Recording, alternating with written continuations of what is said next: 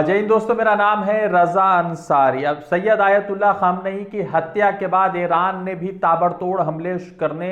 शुरू कर दिए। इजराइल के कैपिटल तेल अवीव के अंदर लगातार हमले किए जा रहे हैं और लगातार जो ईरानी बैलिस्टिक मिसाइल है वो तमाम साइट्स को हिट कर रहे हैं और खास करके तेल अवीव के शहरों पर लगातार उनके हमले भी शुरू हो चुके हैं। एक आंकड़े की माने तो अब तक 37 इजरायली फोर्सेस की हत्या हो चुकी है, मौत के हत्थे चढ़ चुके हैं और उनकी मौत हो चुकी है। मगर मुकम्मल तौर पे जो जानकारी आ रही है वो जानकारी ये है कि 173 अमेरिकी और इजरायली फोर्सेस की अब तक मौत हो चुकी है और इस हमले में और इस ऑपरेशन में वो मारे जा चुके हैं। मगर आपको बता दें कि इन तमाम चीजों के बाद जो तस्वीर सामने आ रही है वो ये है कि ईरान ने मुकम्मल तौर से अमेरिका और इजराइल के खिलाफ जो है अब ताबड़तोड़ तरीके से जंग की शुरुआत कर दी है और इसीलिए जितने भी अमेरिकी बेसिस है वो जो तमाम मिडिल ईस्ट के अंदर मौजूद है उन तमाम बेसिस पे लगातार हमले शुरू कर दिए। दुबई को लगातार निशाना बनाया जा रहा है,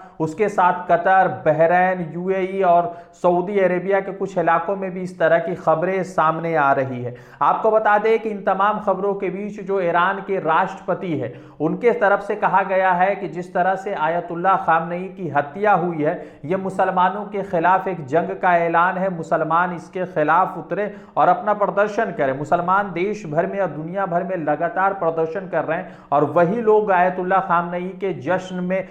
मौत का जश्न मना रहे हैं, जिनको अगर किसी नन का ब्लैक कपड़ा उनको फैशनेबल लगता है और मुस्लिम महिला अगर नकाब हिजाब पहन ले तो उनको लगता है कि ये बहुत ज्यादा ऑप्रेस्ड है, बहुत ज्यादा इनको दबाया जा रहा है। आपको बता दें कि इन तमाम चीजों के बाद जो है एक महत्वपूर्ण खबर सामने आ रही है। गल्फ ऑफ ओमान के अंदर अमेरिका का एक बहरी बेड़ा था जिसका नाम अब्राहम लिंकन है। उस लिंकन को, उस जहाज को, वॉरशिप को ईरान ने कंट्रोल कर दिया है और ईरान के 5 बैलिस्टिक मिसाइल ने उस पर हमला किया है और इसकी जानकारी ईरान ने खुद दी है। आपको बता दें कि जिस तरीके से हमले शुरुआत हुए थे और हमले किए गए थे उसके बाद यह लग रहा था कि ईरान के अंदर गृह युद्ध की शुरुआत हो जाएगी और ईरान इस चीज से उभर नहीं पाएगा, क्योंकि अमेरिका के कुछ दलाल वहां बैठे हुए हैं, चाहे रजा पहलवी की बात कर लें या कुछ और लोगों की बात कर लें, जो ये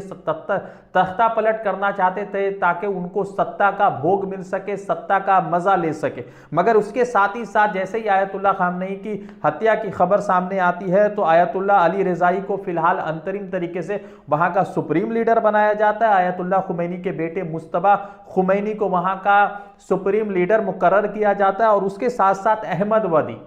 वाहिदी को वहां के ईरानियन कोस्ट गार्ड का, ईरानियन फोर्स का, मिलिट्री का नया चीफ भी मुकर्रर कर दिया जाता है। आपको बता दें कि इन तमाम खबरों के बाद जो सबसे महत्वपूर्ण खबर है वो ये है कि व्लादिमीर पुतिन ने अब इस मामले में अपना रुख साफ कर दिया है। व्लादिमीर पुतिन ने कहा है कि जिस तरह से बेंजामिन नेतन्याहू और अमेरिकी फोर्सेस ने आयतुल्लाह खुमैनी की हत्या की है वो इंटरनेशनल लॉ और मानव अधिकार के खिलाफ है। ट्रंप ने आगे लिखा है कि जिस तरह से आयतुल्लाह खुमैनी ने अपने देश को चलाया, रशिया के अंदर उनको लोग बड़ी इज्जत की नजर से देखते हैं। भारत में आम आदमी पार्टी के राज्यसभा के सांसद नाम है संजय सिंह, उन्होंने भी कहा है कि प्रधानमंत्री नरेंद्र मोदी में हिम्मत नहीं है कि आयतुल्लाह खामनेई के मौत पर कुछ लिख सके और कुछ बात कर सके, और हिम्मत होगी भी नहीं, क्योंकि जो आदमी प्रधानमंत्री के कुर्सी पर बैठकर यूएस डील कर ले, जो आदमी प्रधानमंत्री के कुर्सी पर बैठकर ऑपरेशन सिंदूर की घोषणा जो है ट्रंप से करे और ट्रंप की बात माने, शायद उनके अंदर शायद इतना हिम्मत भी नहीं होगा कि वो इस बात को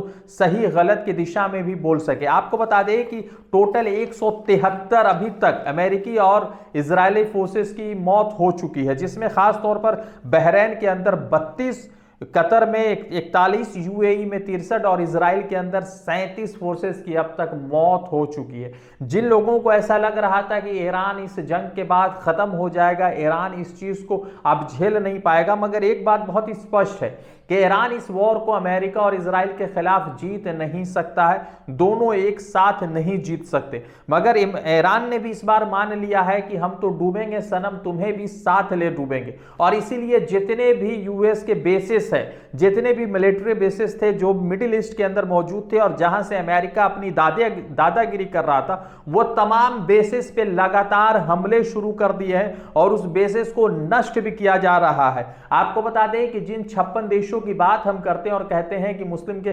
56-57 देश है, वो तमाम लोग जो है डोनाल्ड ट्रंप के जूते का तलवा चाट रहे हैं। उन लोगों में इतनी हिम्मत नहीं है कि इस वॉर के इस चीज का कंडेम भी कर सके, और शायद इसीलिए वो महफूज सलामत बैठे हुए। अगर वो आवाज उठाएंगे तो उनका हाल भी गद्दाफी की तरह, सद्दाम हुसैन की तरह और आयतुल्लाह खुमैनी की तरह हो जाएगा। मगर 85 साल के आयतुल्लाह खुमैनी ने यह चुना कि उसे अमेरिका का तलवा नहीं चाटना है, बल्कि शानदार तरीके से जिंदगी गुजारकर एक बहादुरी की तरह जिंदगी को अलविदा कहना, और उसी रास्ते पर चलकर आयतुल्लाह खुमैनी ने अपनी मौत से लोगों के अंदर ये जज्बा जगा दिया है कि भले ही आर्मी छोटी हो मगर करबला का भी वो मंजर याद आ जाता है लोगों के जहन में कि एक तरफ लाखों का लश्कर था और इमाम हुसैन 72 के साथ लड़ रहे थे। भले ही वो जंग यजीद जीत गया मगर आज भी नाम हुसैन का ही लिया जाता है। और इसी तरीके से आयतुल्लाह खुमैनी ने अपनी बहादुरी और अपनी शहादत से यह तय कर दिया है कि भले ही अमेरिका अपने आप का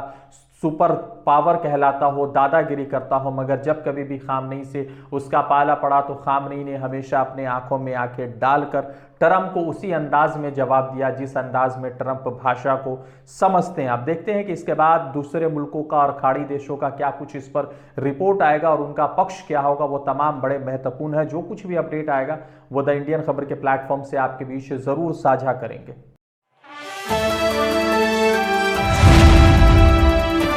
द इंडियन खबर, सच आपके सामने।